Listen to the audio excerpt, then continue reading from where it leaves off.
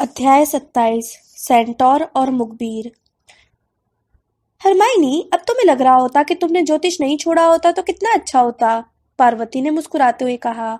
यह नाश्ते का समय था। प्रोफेसर टिलोनी की बर्खास्तगी वाले घटना को 2 दिन हो चुके थे।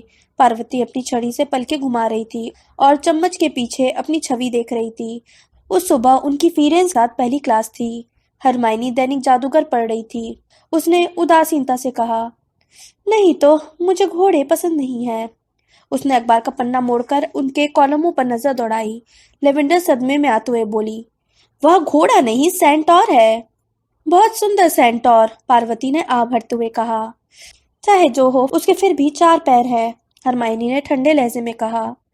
वैसे मुझे लगता था कि तुम दोनों को ट्रिलोनी के जाने का बड़ा अफसोस था। हमें अब भी है, लेवेंडर ने उसे आश्वस्त किया। हम उनके ऑफिस में उनसे मिलने गई थी। हम उनके पास पीले नरगिस के फूल लेकर गई थी, स्प्राउट जैसे मुरझाए नहीं, बल्कि अच्छे वाले। हैरी ने पूछा, वे कैसी हैं? बहुत अच्छी नहीं है, बेचारी, लेवेंडर ने सहानुभूति से कहा। वे रो रही थी और कह रही थी कि वे महल छोड़कर जाना चाहती हैं और अम्बरिज के आसपास नहीं रहना चाहती। मैं उन्हें दोष नहीं देती हूँ, अम्बरिज ने उनके साथ बहुत बुरा व्यवहार किया था, है ना? हरमाइनी ने गंभीरता से कहा। मुझे लगता है कि अम्बरिज का बहुत बुरा व्यवहार तो अभी शुरू हुआ है। असंभव, रॉन ने बोला, जो अंडों और बेकन से भरी बड़ी प्लेट साफ करने में जुटा था। वे इससे ज्यादा बुरी नहीं हो सकती।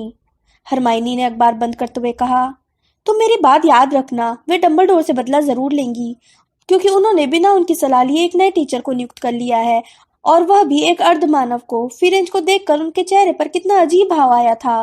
नाश्ते के बाद हरमाइनी अपनी जादुई अंकों का महत्व की क्लास में चली गई। हैरी और रॉन पार्वती तथा लेवेंडर के पीछे प्रवेश हॉल में गए और ज्योतिष की क्लास की तरफ जाने लगे। जब पार्वती संगमरमर की सीढ़ियों पर चढ़ने के बजाय उसके पास से निकल गई तो रॉन ने हैरानी से पूछा, हम उत्तरी मीनार की तरफ नहीं चल रहे हैं क्या? पार्वती ने चिढ़कर उसकी तरफ देखा। तुम फिरेंज से उस सीढ़ी पर चढ़ने की उम्मीद कैसे कर सकते हो? ज्योतिष की क्लास अब क्लासरूम 11 में लगेगी। कल नोटिस बोर्ड पर नोटिस लगा था। क्लासरूम 11 ग्राउंड फ्लोर पर था। यह प्रवेश हॉल में जाने वाले गलियारे में था, जो बड़े हॉल की दूसरी दिशा में था। इस क्लासरूम का नियमित इस्तेमाल नहीं होता था, इसलिए उसमें किसी अलमारी या स्टोर रूम जैसा उपेक्षित माहौल नहीं था। जब हैरी इसमें रॉन के पीछे दाखिल हुआ तो उसने खुद को जंगल के बीच में पाया। वह पल भर के लिए सन्न रह गया। आखिर यह क्या? क्लासरूम की फर्श काईदार थी और उसमें से पेड़ उग रहे थे। उनकी पत्तेदार शाखाएं छत और खिड़की के पार लहरा रही थी, जिससे कमरा हरी रोशनी की मुड़ी हुई शाखाओं से भरा था। वहां पहले से मौजूद विद्यार्थी जमीन पर पेड़ के तनों या चट्टानों से टिककर बैठे थे। उनकी बाहें उनके घुटनों या सीने पर बंधी थी और वे सभी घोड़े को घबराए हुए देख रहे थे। खाली जगह के बीच में, जहां कोई पेड़ नहीं था, फिरेंज खड़ा था। जब हैरी दाखिल हुआ तो उसने अपना हाथ बढ़ाते हुए कहा, हैरी पॉटर।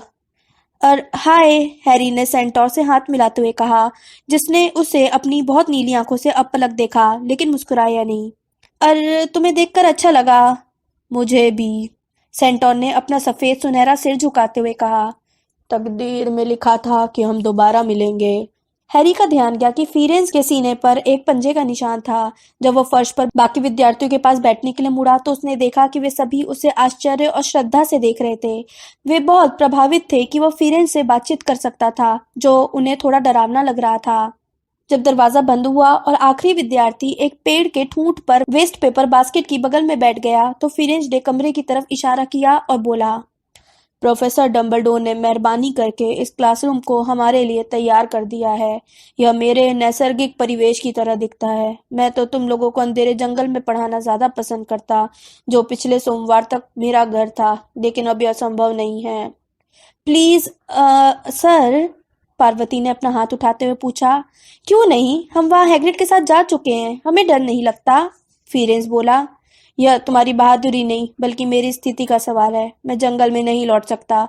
मेरे झुंड ने मुझे बाहर निकाल दिया है। झुंड? लेवेंडर ने दुविधा से कहा। हैरी समझ गया कि वो गायों के बारे में सोच रही होगी। फिर लेवेंडर के चेहरे पर समझ का भाव दिखने लगा। उसने स्तब्ध होकर कहा, क्या आप जैसे और भी हैं? डीन ने उत्साह से पूछा। क्या हैग्रिड ने थेस्टोल की तरह आपको भी पाला है? फिरेंज ने अपना सिर बहुत धीरे धीरे डीन की तरफ घुमाया, जिसे तत्काल समझ में आ गया कि उसने कोई बहुत बुरी लगने वाली बात कह दी थी। उसने धीमी आवाज में कहा, मेरा ये मतलब नहीं था, मेरा मतलब था, सॉरी। सेंटोस इंसानों के दास या खिलौने नहीं है, फिरेंज ने धीरे से कहा। सन्नाटा छा गया। फिर पार्वती ने अपना हाथ दोबारा उठा लिया। प्लीज बताइए सर, दूसरे सेंटोस ने आपको क्यों बाहर निकाल दिया? क्योंकि मैं प्रोफेसर डम्बलडोर के लिए काम करने को तैयार हो गया, फिरेंज ने कहा। वे मानते हैं कि मैंने हमारी प्रजाति को धोखा दिया है। हैरी को याद आया कि लगभग 4 साल पहले बेन नाम का सेंटोर फिरेज पर इसलिए चिल्लाया था क्योंकि उसने हैरी को सुरक्षित जगह पर पहुंचाने के लिए अपनी पीठ पर बैठा लिया था। उसने फिरेंज को सामान्य खच्चर कहा था। उसके मन में यह आया कि कहीं बेन ने ही तो फिरेंज के सीने पर लात नहीं मारी थी। फिरेंज ने कहा, चलो शुरू करते हैं। उसने अपनी लंबी पूंछ लहराई, अपना हाथ पत्तों से भरी छत की तरफ उठाया और फिर उसे धीरे से नीचे किया। उसके ऐसा करते ही रोशनी कम हो गई। अब ऐसा लग रहा था जैसे वे गोधूली वेला में जंगल में बैठे हुए हों। छत पर लहराते सितारे उभर आए थे। ऊ आ की आवाजें आई और रॉन ने जोर से बोला, ओहो! फिरेंज ने शांत स्वर में कहा, फर्श पर लेट जाओ और आसमान की तरफ देखो। वहाँ हमारी प्रजातियों की तकदीर लिखी हुई है, लेकिन इसे वही समझ सकते हैं जिन्हें इसका ज्ञान है। हैरी पीठ के बल लेटकर छत की तरफ देखने लगा। एक चमकदार लाल सितारा उसकी तरफ देखकर आंख मार रहा था। मैं जानता हूँ कि तुम लोगों ने खगोल शास्त्र में ग्रहों और उनके चंद्रमाओं के नाम सीख लिए हैं, फिरेंज ने शांत स्वर में बोला। और तुमने आसमान में सितारों की गतियों का नक्शा बनाना भी सीख लिया है। सेंटोस सदियों से इन गतियों के रहस्य को समझते आए हैं। हमारे निष्कर्ष हमें बताते हैं कि आसमान में भविष्य की झलक देखी जा सकती है। प्रोफेसर ट्रिलोनी ने हमें ज्योतिष पढ़ाया है, पार्वती ने रोमांच से कहा और लेटे लेटे ही अपना हाथ आगे बढ़ाया। मंगल के कारण दुर्घटनाएं होती हैं और आग लगती है, और जब मंगल शनि के साथ इस तरह का कोण बनाता है, उसने अपने ऊपर हवा में एक समकोण बनाया, तो इसका मतलब होता है कि लोगों को गर्म चीजों से सावधान रहना चाहिए। फिरेंज धीरे से बोला, यह इंसानों की बकवास है। पार्वती का हाथ तत्काल नीचे होकर उसके बगल में आ गया। फिरेंज ने कायदार फर्श पर अपने खुर मारते हुए कहा, छोटी छोटी चोटें, छोटी छोटी इंसानी दुर्घटनाएं, इस विशाल सृष्टि में ये चीजें चींटियों के चलने से ज्यादा महत्वपूर्ण नहीं है, इसलिए ग्रहों की गतिविधियों का उन पर खास प्रभाव नहीं पड़ता है। पार्वती ने आहत और गुस्से से भरी आवाज में कहा, लेकिन प्रोफेसर ट्रिलोनी एक इंसान है, फिरेंज ने कहा, और वे तुम्हारी प्रजाति की सीमाओं से बंधी हैं। हैरी ने अपना सिर घुमाकर पार्वती की तरफ देखा। वह और उसके आसपास के कई विद्यार्थी बहुत नाराज लग रहे थे। फिरेंज उनके सामने चहलकदमी करने लगा और हैरी को उसकी पूंछ की सरसराहट सुनाई दी। फिर वह बोला, हो सकता है कि सिबिल ट्रिलोनी भविष्य देख सकती हो, मुझे इस बारे में पक्का पता नहीं है। बहरहाल वे अपना ज्यादातर समय उन मूर्खतापूर्ण बातों में बर्बाद करती हैं जिन्हें इंसान भविष्यवाणी कहते हैं। बहरहाल मैं यहाँ पर सेंटोस की बुद्धिमत्ता को समझाने के लिए आया हूँ, जो वस्तुपरक और निरपेक्ष है। हम आसमान में बुराई और परिवर्तन की बड़ी लहरों की तलाश करते हैं, जो कई बार वहां दिखाई दे जाती हैं। हम जो देखते हैं उसके बारे में पक्का यकीन करने में बहुत समय लग जाता है, कई बार तो 10 साल भी लग जाते हैं। फिरेंज ने हैरी के ठीक ऊपर के लाल सितारे की तरफ इशारा किया। पिछले दशक में ऐसे संकेत दिख रहे थे कि जादू समुदाय दो युद्धों के बीच की आपातकालीन शांति में रह रहा है। युद्ध कराने वाला ग्रह मंगल तेजी से चमक रहा था और यह इशारा कर रहा था कि युद्ध जल्दी ही दोबारा शुरू होगा। कितनी जल्दी, इस बात का पता लगाने के लिए सेंटोस कुछ जड़ी बूटियों और पत्तियों को जलाकर उनके धुएं तथा लपटों का अवलोकन करते हैं। हैरी आज तक इससे असामान्य क्लास में नहीं बैठा था। उन्होंने क्लासरूम के फर्श पर सुगंधित जड़ी बूटियां जलाई। फिनेंज ने उन्हें कसैले धुएं में निश्चित आकृतियों और प्रतीकों को पहचानने का तरीका बताया, लेकिन उसे जरा भी परवाह नहीं थी कि कोई भी विद्यार्थी उसकी बताई किसी आकृति को नहीं देख पाया। उसका कहना था कि इंसान वैसे भी इस काम में कभी कुशल नहीं होते हैं और सेंटोस को भी इसमें निपुण होने के लिए बरसों मेहनत करनी पड़ती है। अंत में उसने कहा कि वैसे भी इस तरह की बातों पर ज्यादा भरोसा करना मूर्खता है, क्योंकि यहाँ तक कि सेंटोस भी कई बार संकेतों का गलत विश्लेषण कर लेते हैं। हैरी को जितने भी टीचर्स ने पढ़ाया था, फिरेंज उनसे बिल्कुल अलग थे। ऐसा लग रहा था कि वह जो जानता था वह सिखाना उसका उद्देश्य नहीं था। उसका उद्देश्य तो यह साबित करना था कि कोई भी चीज, यहाँ तक कि सेंटोस का ज्ञान भी पूरी तरह विश्वसनीय नहीं था। जब उन्होंने जड़ी बूटियों की आग बुझाई तो रॉन धीमी आवाज में बोला, वह किसी चीज के बारे में कोई पक्की राय नहीं दे पाया, है ना? मेरा मतलब है, मैं उस युद्ध के बारे में थोड़ा और जानना चाहता था जो हमारे बीच होने वाला है। और तुम? तभी क्लासरूम के ठीक बाहर घंटी बजी और सभी विद्यार्थी उछल पड़े। हैरी बिल्कुल भूल गया था कि वे अभी महल के भीतर थे। उसे तो पूरा यकीन था कि वे दरअसल जंगल में ही थे। क्लास के सभी विद्यार्थी थोड़ा परेशान दिखते हुए बाहर निकले। हैरी और रॉन विद्यार्थियों के पीछे पीछे बाहर निकलने वाले थे, लेकिन तभी फिरेंज ने आवाज लगाई, हैरी पॉटर, जरा सुनना। हैरी मुड़ा। सेंटोर उसके पास आने लगा। रॉन झिझका। फिरेंज ने उससे कहा, तुम भी रुक सकते हो, लेकिन दरवाजा बंद कर दो। रॉन जल्दी से आज्ञा का पालन करने चला गया। फिरेंज ने कहा, हैरी पॉटर, तुम हैग्रिड के दोस्त हो, है ना? हाँ, हैरी ने कहा। तो उसे मेरी तरफ से चेतावनी दे देना, उसकी कोशिश कामयाब नहीं हो रही है, बेहतर होगा वो इसे छोड़ दे। उसकी कोशिश कामयाब नहीं हो रही है? हैरी ने सूनेपन से दोहराया। और बेहतर होगा कि वह यह कोशिश छोड़ दे, फिरेंज ने सिर हिलाते हुए कहा। मैं खुद ही हैग्रिड को चेतावनी दे देता, लेकिन मुझे जंगल से बाहर निकाल दिया गया है। अब यह समझदारी नहीं कि मैं जंगल के ज्यादा करीब जाऊं। हैग्रिड के पास पहले से ही काफी मुश्किलें हैं, इसलिए सेंटोस से लड़ाई मोल लेना ठीक नहीं है। हैरी ने घबरा कर पूछा, लेकिन हैग्रिड क्या करने की कोशिश कर रहा है? फिरेंज ने हैरी को निर्विकार भाव से देखा। वह बोला, हैग्रिड ने हाल ही में मेरी बहुत मदद की है। मैं काफी लंबे समय से उसका सम्मान करता हूँ, क्योंकि वह सभी प्राणियों की अच्छी देखभाल करता है। मैं उसका राज तुम्हें नहीं बताऊंगा, लेकिन उसे होश में लाना होगा। उसकी कोशिश कामयाब नहीं हो रही है। उसे बता देना, Harry Potter. Good day. The Quibbler में इंटरव्यू छपने के बाद हैरी को जो खुशी महसूस हुई थी, वह काफी समय पहले काफूर हो चुकी थी। जब नीरस मार्च की जगह तेज हवाओं वाला अप्रैल आ गया, तो उसे एक बार फिर अपना जीवन चिंताओं और समस्याओं की लंबी श्रृंखला जैसा लगने लगा। अम्बridge अब जादुई प्राणियों की देखभाल की सभी क्लासों में आने लगी थी, इसलिए फिरेंज की चेतावनी हैग्रिड तक पहुंचाना बहुत मुश्किल हो गया था। बहरहाल हैरी ने एक बहाना बनाकर यह काम कर दिया। उसने ये नाटक किया कि वह अपनी विचित्र जानवर और उन्हें कहाँ पाया जाए पुस्तक छोड़ आया था, और क्लास के बाद वह उसे लेने चला गया। जब उसने फिरेंज के शब्द दोहराए, तो हैग्रिड ने उसे एक पल के लिए अपनी सूजी काली आंखों से देखा। वह स्पष्ट रूप से हैरान लग रहा था। फिर उसने खुद को संभाल लिया। उसने रूखेपन से कहा, फिरेंज अच्छा है, लेकिन उसे कुछ नहीं मालूम। कोशिश अच्छी तरह कामयाब हो रही है। हैग्रिड, तुम क्या कर रहे हो? हैरी ने गंभीरता से पूछा।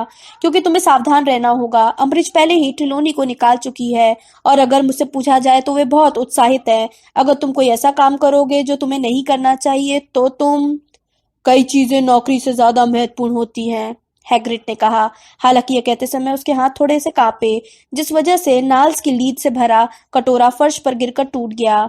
मेरी चिंता मत करो हैरी, बस चल दो। हैरी के पास और कोई विकल्प नहीं था। वह हैग्रिड को फर्श से लीद हटाते हुए छोड़कर आ गया, लेकिन महल की तरफ लौटते समय वो काफी निराश महसूस कर रहा था। इस दौरान टीचर्स और हरमाइनी सभी विद्यार्थियों को बार बार याद दिलाते रहे कि OWL करीब आ रहे हैं। 5th ईयर के सभी विद्यार्थी तनाव में थे, लेकिन हन्ना एबॉट पहली विद्यार्थी थी जिसे मैडम पॉम्फ्री ने शांतिदायक काढ़ा पिलाया। वह जड़ी बूटी विज्ञान की क्लास में रोने लगी थी और यह कहने लगी थी कि वह बहुत मूर्ख है और परीक्षा में नहीं बैठ सकती, इसलिए वह स्कूल छोड़कर घर जाना चाहती है। अगर डीए की प्रैक्टिस नहीं होती तो हैरी बहुत ज्यादा दुखी होता। उसे कई बार महसूस होता था कि वह आवश्यकता कक्ष में कड़ी मेहनत करने और सीखने सिखाने की खुशी महसूस करने के लिए ही जिंदा था। वह जब भी डीए के अपने साथियों की तरफ देखता था, तो उसका सीना यह देखकर गर्व से फूल जाता था कि उन्होंने कितनी प्रगति कर ली थी। हैरी कई बार सोचने लगा था कि जब डीए के सभी सदस्यों को गुप्त कलाओं से रक्षा में आउटस्टैंडिंग मिलेगा, तो अम्बridge की प्रतिक्रिया कैसी होगी। वे अब पितृदेव सम्मोहन सीखने लगे थे, जिसकी प्रैक्टिस करने में सबकी बहुत दिलचस्पी थी। हालांकि हैरी ने उन्हें बार बार याद दिलाया कि दंपिशाचों के खतरे के बिना अच्छी रोशनी वाले क्लासरूम में पितृदेव उत्पन्न करना बहुत अलग चीज होती है। ओह, मजा खराब मत करो, चो ने उत्साह से कहा। ईस्टर के पहले की आखिरी डीए मीटिंग में वह आवश्यकता कक्ष में अपने बत्तख के आकार के पितृदेव को चारों तरफ उछलते देखकर बोली, यह कितना सुंदर है। हैरी ने धैर्य से कहा, इसका सुंदर होना महत्वपूर्ण नहीं है। महत्वपूर्ण तो यह है कि वह तुम्हारी रक्षा करता है। हमें दरअसल बहरूपीय या ऐसी ही किसी चीज की जरूरत है। मैंने इसे इसी तरह सीखा था। बहरूपीय दंपिशाच बनने का अभिनय करता था और मैं पितृदेव उत्पन्न करता था। लेकिन वह तो सचमुच डरावना होगा, लेवेंडर ने कहा, जिसकी छड़ी के सिरे से चांदी जैसा धुआं निकल रहा था। और मैं दंपिशाचों के बिना भी ये नहीं कर सकती, उसने गुस्से से आगे कहा। नेविल को भी मुश्किल आ रही थी। उसका चेहरा एकाग्रता में भींचा हुआ था। हैरी ने उसे याद दिलाया, तुम्हें किसी खुशी वाली घटना के बारे में सोचना चाहिए। मैं कोशिश कर रहा हूँ, नेविल ने दुखी होकर कहा। वो इतनी ज्यादा कोशिश कर रहा था कि उसके गोल चेहरे पर पसीना चमकने लगा था। उधर सीमस भी रोमांचित था, जो डीन के साथ पहली बार डीए की मीटिंग में आया था। वह बोला, हैरी, मैं सोचता हूँ कि यह हो रहा है। ओह, यह चला गया, लेकिन यह निश्चित रूप से कोई बालों वाली चीज थी, हैरी। हरमाइनी का पितृदेव चांदी जैसा चमकता हुआ ऊद बिलाव था, जो उसके आसपास घूम रहा था। उसकी तरफ प्यार से देखते हुए वह बोली, पितृदेव सुंदर होते हैं, है ना? आवश्यकता कक्ष का दरवाजा खुला और बंद हो गया। हैरी यह देखने के लिए मुड़ा कि कौन दाखिल हुआ था, लेकिन वहां कोई भी नजर नहीं आया। कुछ पल बाद उसे एहसास हुआ कि दरवाजे के पास खड़े विद्यार्थी खामोश हो गए थे। अगले ही पल कोई उसका दुशाला खींच रहा था। नीचे देखने पर उसे बहुत हैरानी हुई कि डॉबी नाम का घरेलू जिन अपने 8 ऊनी हेड्स के नीचे उसे देख रहा था। हाय डॉबी, उसने कहा। तुम क्या गड़बड़ है? घरेलू जिन की आंखें दहशत के मारे फैल गई थी और वह कांप रहा था। हैरी के करीब खड़े डीए के सदस्य खामोश हो गए थे। कमरे में मौजूद हर विद्यार्थी डॉबी को देख रहा था। जो पितृदेव उत्पन्न हुए थे वे अब चांदी जैसी धुंध में खो गए थे, जिससे कमरे में पहले से ज्यादा अंधेरा हो गया। हैरी पॉटर सर, घरेलू जिन सिर से पैर तक कांपता हुआ बोला। Harry Potter sir, dobby dobby आपको चेतावनी देने आया है, लेकिन घरेलू जिन्नों पर किसी को चेतावनी देने की पाबंदी है। वो अपना सिर आगे करके दीवार की तरफ भागा। हैरी को पता था कि डॉबी गलत काम करने पर खुद को सजा देता है, लेकिन वह उसे पकड़ने के लिए दौड़ा। लेकिन डॉबी को दीवार से टकराने पर चोट नहीं लगी। 8 हेड्स पहने होने के कारण वह टकराकर वापस आ गया। हरमाइनी सहित कई लड़कियां डर और सहानुभूति से चीखी।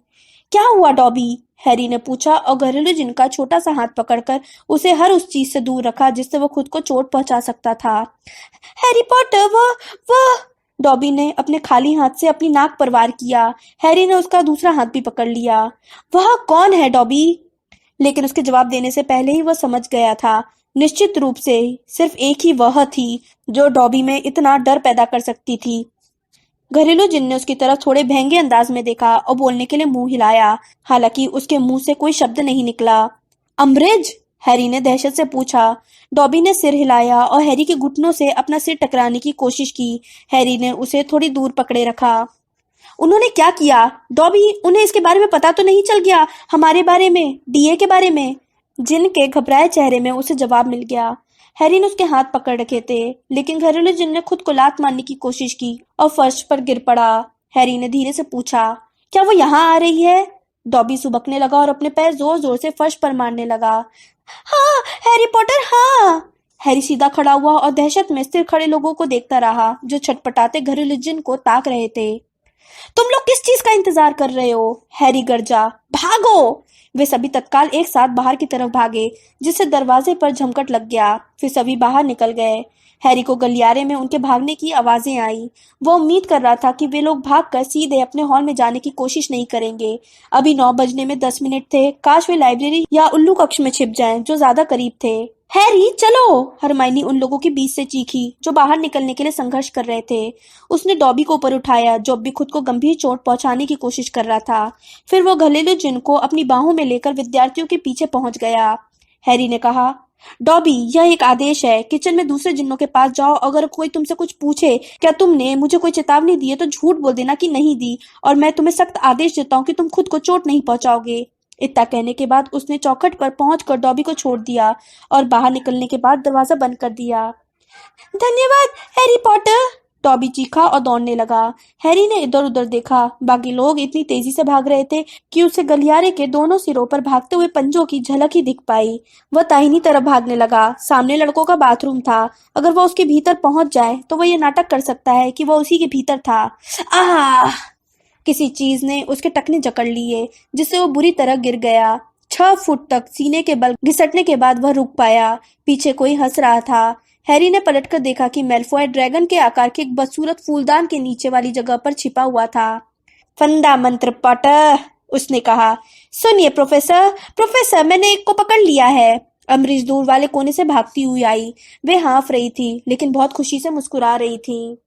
वही है, उन्होंने फर्श पर हैरी को गिरा देखकर उल्लास में कहा। बहुत बढ़िया ड्रेको, बहुत बढ़िया। नाक शक्ति को 50 पॉइंट। मैं उसे यहाँ से ले जाती हूँ। खड़े हो जाओ पॉटर। हैरी खड़ा हो गया और उन दोनों को गुस्से से घूरने लगा। उसने पहले कभी अम्बरिज को इतना खुश नहीं देखा था। उन्होंने उसकी बाह कसकर पकड़ी और खुशी से मुस्कुराते हुए मैल्फॉय की तरफ मुड़ी। उन्होंने कहा, ड्रेको, तुम जाकर और विद्यार्थियों को पकड़ने की कोशिश करो। बाकी लोगों से लाइब्रेरी में देखने को कहना। जो भी हाफ रहे हो उसे पकड़ लो। बाथरूम की जांच करो। मिस पार्किंसन को लड़कियों के बाथरूम की जांच करने के लिए भेज देना। अब काम शुरू करो। और तुम! मैल्फॉय के दूर जाने के बाद उन्होंने अपनी सबसे धीमी और सबसे खतरनाक आवाज में हैरी से कहा, पॉटर, तुम मेरे साथ हेडमास्टर के ऑफिस में चलो। वे कुछ मिनट में पत्थर के गॉर्गोइल के पास पहुंच गए। हैरी ये सोच रहा था कि बाकी कितने लोग पकड़े गए होंगे। उसने रॉन के बारे में सोचा। मिसेस वीजली उसकी जान ले लेंगी और हर्माइनी को कैसा लगेगा अगर ओडब्ल्यूएल से पहले ही उसे स्कूल से निकाल दिया जाए। और सीमस की तो यह पहली मीटिंग थी और नेविल इतनी तेजी से प्रगति कर रहा था। फिजिंग विजबीज, अम्ब्रिज ने कहा। पत्थर का गॉर्गोइल एक तरफ को हट गया। उसके पीछे की दीवार दो हिस्सों में बट गई और वे चलने वाली पत्थर की सीढ़ियों पर चढ़ गए। वे गरुड़ की कुंडी वाली चमकते दरवाजे के पास पहुंच गए, लेकिन अम्ब्रिज ने खटखटाने की जहमत नहीं उठाई। वे हैरी को कसकर पकड़कर धड़धड़ाती हुई सीधे अंदर चली गईं। ऑफिस में कई लोग थे। डंबलडोर अपनी डेस्क के पीछे बैठे थे। उनके चेहरे पर शांति का भाव था और उनकी लंबी उंगलियां जुड़ी हुई थीं। प्रोफेसर मैगोनिकल उनके पास तनकर खड़ी हुई थी और उनका चेहरा बहुत तनावपूर्ण था। जादू मंत्री कॉर्नेलियस फज आग के पास अपने पंजों पर आगे पीछे हो रहे थे। उनके चेहरे को देखकर लग रहा था जैसे वे स्थिति से काफी खुश थे। दरवाजे के दोनों तरफ दो जादूगर पहरेदारों की तरह तैनात थे। उनमें से एक किंग्सले शेकलबोल्ट था, जबकि दूसरा एक सख्त दिखने वाला जादूगर था जिसके बहुत छोटे बाल थे। हैरी उसे नहीं पहचानता था। दीवार के पास पर्सी वीजली का चकत्ते भरा चश्मा लगा चेहरा रोमांच से मंडरा रहा था। उसके हाथों में कलम और लंबा चंपत्र था। उसे देखकर लग रहा था जैसे वह नोट्स लेने के लिए तैयार था। तस्वीरों वाले पुराने हेडमास्टर और हेडमिस्ट्रेस आज रात को सोने का नाटक नहीं कर रहे थे। वे सभी चौकस और गंभीर मुद्रा में अपने नीचे हो रही घटनाओं को देख रहे थे। जब हैरी दाखिल हुआ तो उनमें से कुछ पास वाले फ्रेमों में पहुंच गए और पड़ोसी के कान में उत्सुकता से फुसफुसाने लगे। दरवाजा बंद होने के बाद हैरी ने खुद को अम्ब्रिज की गिरफ्त से छुड़ाया। कॉर्नेलियस फज के चेहरे पर संतुष्टि का दुष्ट भाव था और वे उसकी तरफ गुस्से से घूर रहे थे। अच्छा, उन्होंने कहा। ओह ओह ओह। हैरी ने उनकी तरफ बहुत बुरी निगाह डाली। उसका दिल बहुत तेजी से धड़क रहा था, लेकिन उसका दिमाग असामान्य रूप से ठंडा और स्पष्ट था। वह गरुड़द्वार टावर की तरफ जा रहा था, अम्ब्रिज ने कहा। उनकी आवाज में अशालीन रोमांच और निष्ठुर आनंद का पुट था। हैरी ने पहले भी उन्हें इतना क्रूर आनंद लेते देखा था जब वे प्रवेश हॉल में प्रोफेसर ट्रिलोनी को दुख से तड़पते देख रही थी। अम्ब्रिज ने आगे कहा, मैल्फॉय लड़के ने उसे पकड़ा था। अच्छा, उसने पकड़ा? फज ने सराहना करते हुए कहा। मुझे ये बात लूसियस को याद से बतानी होगी। अच्छा, तो पॉटर, मुझे उम्मीद है कि तुम जानते हो कि तुम्हें यहाँ पर क्यों लाया गया है। हैरी उद्दंडता से हाँ कहने वाला था। उसका मुंह खुल गया था और शब्द निकलने ही वाले थे। तभी उसकी निगाह डंबलडोर के चेहरे पर पड़ी। डंबलडोर सीधे हैरी की तरफ नहीं देख रहे थे। उनकी निगाह उसके कंधे के पीछे किसी बिंदु पर टिकी थी, लेकिन जैसे ही हैरी ने उनकी तरफ देखा, उन्होंने अपना सिर दोनों तरफ थोड़ा सा हिलाया। हैरी ने बीच शब्द में ही अपनी दिशा बदल ली। हाँ, नहीं, फज बोले। क्या कहा? नहीं, हैरी ने दृढ़ता से कहा। तुम नहीं जानते हो कि तुम्हें यहाँ क्यों लाया गया है? नहीं, मैं नहीं जानता, हैरी ने कहा। फज ने हैरानी से हैरी की तरफ देखना छोड़कर प्रोफेसर अम्ब्रिज की तरफ देखा। इस क्षणिक असावधानी का लाभ उठाकर हैरी ने डंबलडोर की तरफ जल्दी से एक नजर डाली। उन्होंने गलीचे की तरफ सिर झुकाया और उसकी तरफ हल्के से आंख मार दी। तो तुम्हें जरा भी पता नहीं है, फज ने व्यंग भरी आवाज में कहा, कि प्रोफेसर अम्ब्रिज तुम्हें इस ऑफिस में क्यों लाई है? तुम्हें इस बारे में पता नहीं है कि तुमने स्कूल का नियम तोड़ा है? स्कूल का नियम? हैरी ने कहा। नहीं। या मंत्रालय का कानून? फज ने गुस्से से पूछा। हैरी ने स्पष्ट अंदाज में कहा, जहां तक मुझे पता है मैंने ऐसा कुछ नहीं किया। उसका दिल अब भी बहुत तेजी से धड़क रहा था। उसे खुशी हो रही थी कि उसके झूठ से फज का ब्लड प्रेशर बढ़ रहा था, लेकिन उसे समझ में नहीं आ रहा था कि वो इससे कैसे बच पाएगा। अगर किसी ने अम्ब्रिज को डीए के बारे में खबर दे दी थी तो इसका लीडर होने के नाते उसे तत्काल अपना बोरिया बिस्तर बांध लेना चाहिए। फज की आवाज अब गुस्से से भारी हो गई थी। तो तुम नहीं जानते हो कि इस स्कूल में एक गैर कानूनी विद्यार्थी संस्था पकड़ी गई है? मैं नहीं जानता, हैरी ने अपने चेहरे पर मासूम हैरानी का भाव लाते हुए कहा। अम्ब्रिज ने उसके पास से रेशमी अंदाज में कहा, मंत्री जी, मैं सोचती हूँ कि अगर मैं मुखबिर को यहाँ बुलाऊं तो अच्छा रहेगा, है ना? हाँ हाँ, ऐसा ही कीजिए, फज ने सिर हिलाते हुए कहा। और अम्ब्रिज के बाहर निकलते समय उन्होंने डंबलडोर की तरफ दुर्भावना से देखा।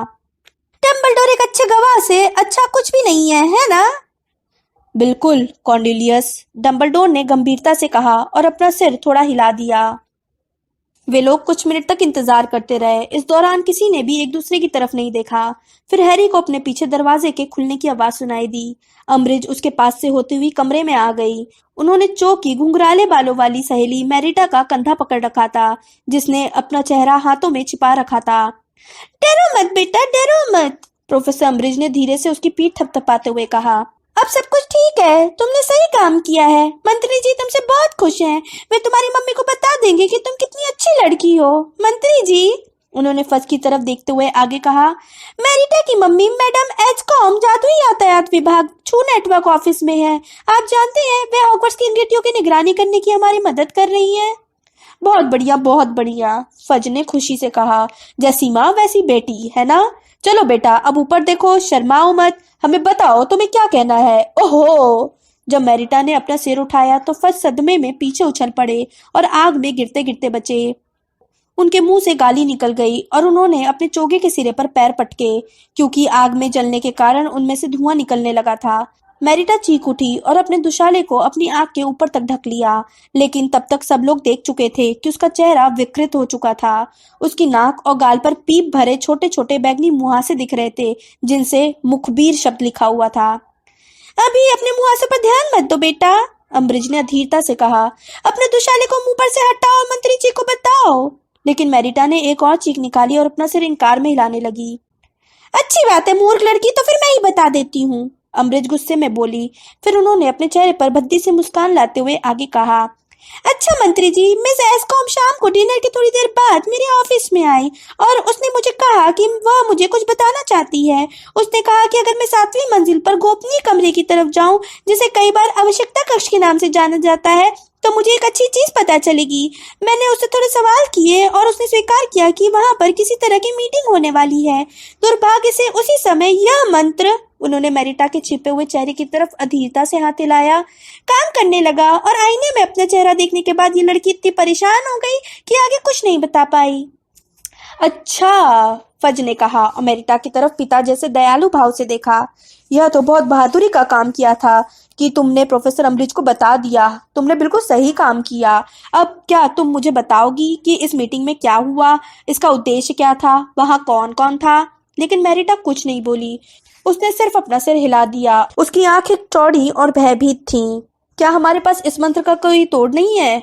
फज ने मैरिटा के चेहरे की तरफ इशारा करते हुए अधीरता से अमृत से पूछा, ताकि वो खुलकर बोल सके। मैं अभी तक इसका तोड़ खोजने में कामयाब नहीं हो पाई हूँ, अमृज ने स्वीकार किया। यह सुनकर हैरी को हरमाइनी की मंत्र पढ़ने की काबिलियत पर गर्व महसूस हुआ। लेकिन अगर वह नहीं बोलती है तब भी कोई दिक्कत नहीं है। मैं यहाँ से आगे की कहानी सुना देती हूँ।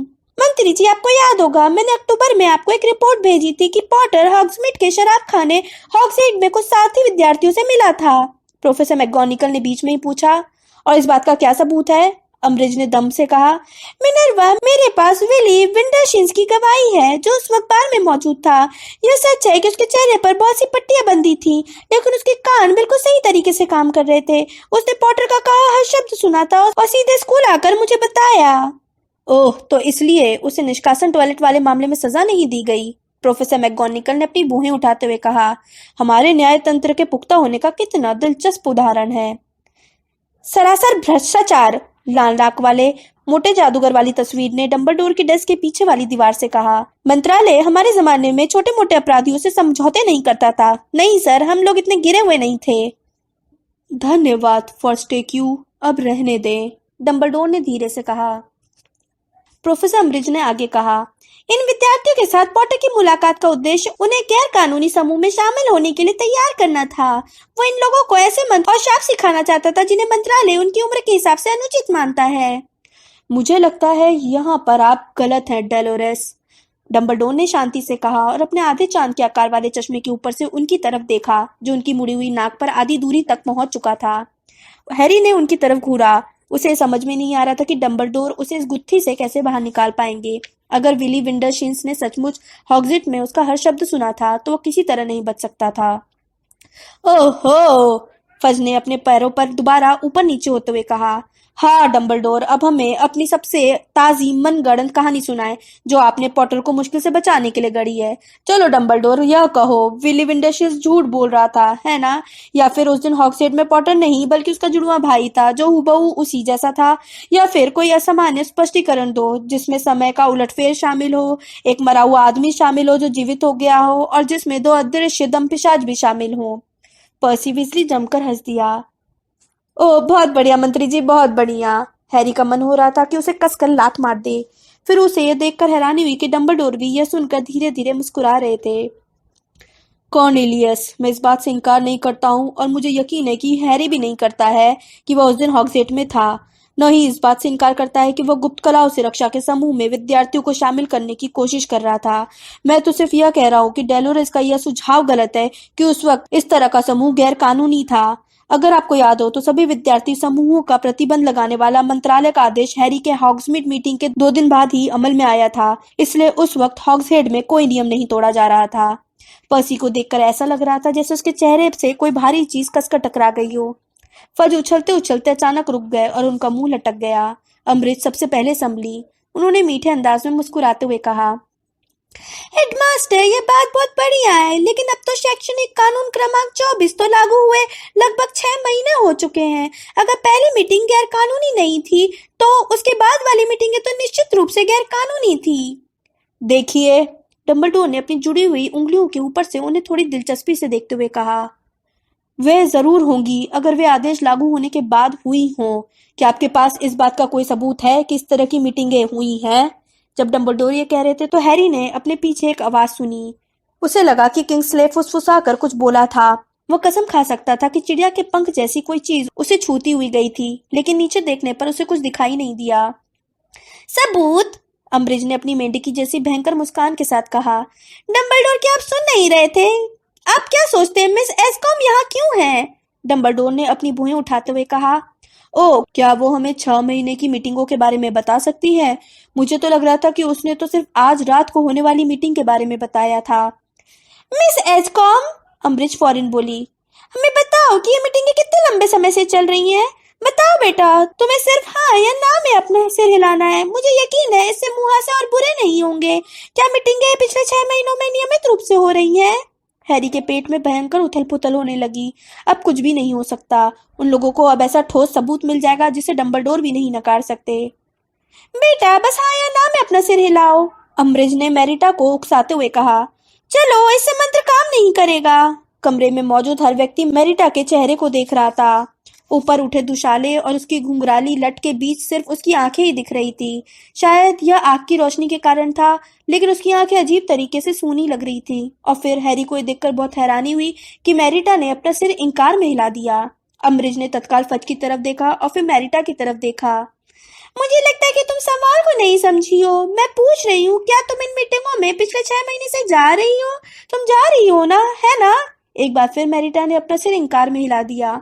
अम्बरिज ने थोड़े गुस्से से पूछा, तुम अपना सिर इस तरह क्यों हिला रही हो बेटा? प्रोफेसर मैगोनिकल चिढ़कर बोली, मुझे लगता है इसका मतलब बिल्कुल साफ है। पिछले 6 महीनों में कोई गोपनीय मीटिंग नहीं हुई है। क्या ये सही है मिस एस्कॉम? मैरिटा ने हाँ में सिर हिला दिया। लेकिन आज रात को एक मीटिंग थी, अम्बरिज ने आवेश में कहा। मिस एस्कॉम, आज एक मीटिंग थी। तुमने मुझे बताया था कि आवश्यकता कक्ष में होने वाली है और पॉटर इसका लीडर है ना? पॉटर ने मीटिंग आयोजित की थी, है ना? तो अपना सिर इंकार में क्यों हिला रही हो लड़की? प्रोफेसर अम्बरिज ने ठंडे लहजे में कहा। देखिए, आमतौर पर जब कोई इस तरह से हिलाता है तो इसका मतलब नहीं होता है, जब तक कि मिस एस्कॉम किसी ऐसी संकेत भाषा का इस्तेमाल नहीं कर रही हो जो इंसानी समझ से परे हो। प्रोफेसर अम्बरिज ने मैरिटा को पकड़ लिया और उसे अपनी तरफ खींचकर बहुत जोर जोर से हिलाने लगी। डंबलडोर तत्काल उठकर खड़े हो गए और उन्होंने अपनी छड़ी उठा ली। किंग्सले आगे बढ़ा और अम्बरिज मैरिटा से दूर होकर अपने हाथ हवा में इस तरह लहराने लगी जैसे वे जल गए हों। डंबलडोर ने कहा, डेलोरेस, मैं आपको अपने विद्यार्थियों के साथ दुर्व्यवहार करने की इजाजत नहीं दे सकता। वे पहली बार गुस्से में दिख रहे थे। शांत रहिए प्रोफेसर अम्बरिज, किंग्सले ने अपनी गहरी धीमी आवाज में कहा। आप खुद को मुसीबत में तो नहीं डालना चाहती? नहीं, अम्बरिज ने हाफते हुए कहा और किंग्सले की ऊंची आकृति को देखने लगी। मेरा मतलब है, हाँ, तुम ठीक कह रहे हो शेकलबर्ट। मैं अपना आंखा खो बैठी थी। मैरिटा बिल्कुल वहीं खड़ी थी जहां अम्बरिज ने उसे छोड़ा था। वो अम्बरिज के अचानक हमले से जरा भी विचलित नहीं दिख रही थी, न ही अपनी मुक्ति से राहत महसूस कर रही थी। वो अब भी अपने दुशाले को अपने अजीब सी सूनी आंखों तक उठाई थी और सीधे सामने देख रही थी। अचानक हैरी को शक हुआ कि किंग्सले क्यों फुसफुसाया होगा और उसे कौन सी चीज छूकर निकली होगी।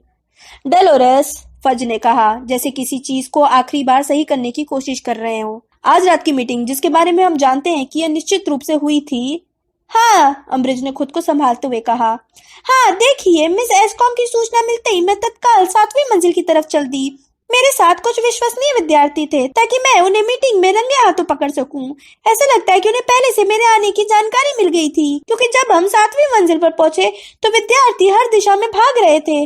बहरहाल इससे कोई फर्क नहीं पड़ता है, मेरे पास उन सभी के नाम है। मिस पार्किंसन मेरे आदेश पर आवश्यकता कक्ष में भागकर यह देखने गई कि वे लोग अपने पीछे कुछ छोड़कर तो नहीं गए थे। हमें सबूत की आवश्यकता थी और कमरे ने हमें सबूत दे दिया। हैरी दहशत में आ गया जब उन्होंने अपनी जेब में से उन नामों की सूची निकाली जो आवश्यकता कक्ष की दीवार पर लगी हुई थी। अम्बरिज ने वह सूची फज को थमा दी। अम्बरिज ने धीरे से कहा, जिस पर मैंने सूची में पॉटर का नाम देखा, मैं समझ गई कि मामला क्या था। बहुत बढ़िया, फज ने कहा और उनके चेहरे पर एक मुस्कान फैल गई। बहुत बढ़िया डेलोरेस। और अरे यह क्या? उन्होंने डंबलडोर की तरफ देखा जो अब भी मैरिटा के पास खड़े थे और अपनी छड़ी को ढीले हाथ से पकड़े थे। फज ने धीरे से कहा, देखो उन्होंने अपना क्या नाम रखा है, डंबलडोर की सेना। डंबलडोर ने आगे बढ़कर फज के हाथ से चंपत्र ले लिया। उन्होंने उस नाम को देखा जो हरमाइनी ने महीनों पहले लिखा था। पल भर के लिए उनके मुंह से शब्द नहीं निकले, फिर उन्होंने मुस्कुराकर ऊपर देखा। अच्छा, तो अब खेल खत्म हो गया, उन्होंने धीरे से कहा। कॉर्नेलियस, क्या तुम्हें मेरी लिखित अपराध स्वीकृति चाहिए या इन गवाहों के सामने बयान देने से ही काम चल जाएगा?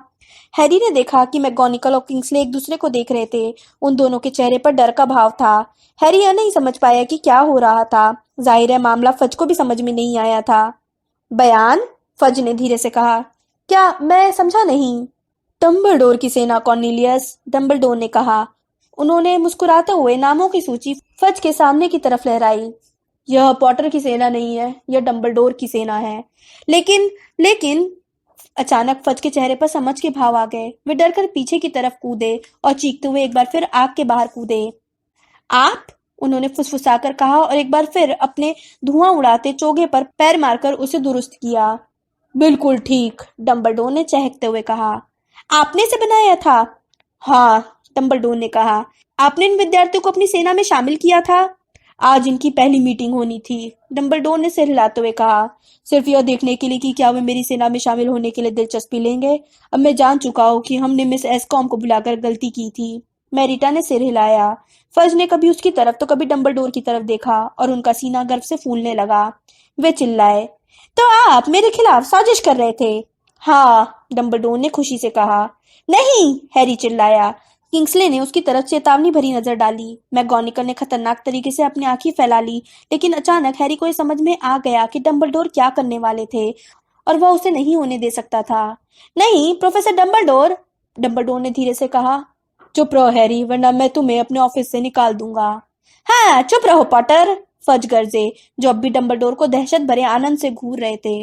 ओह ओह ओह, मैं आज रात को यहाँ पॉटर को स्कूल से निकालने आया था और इसके बजाय तुम मुझे गिरफ्तार कर सकते हो, डंबलडोर मुस्कुराते हुए बोले।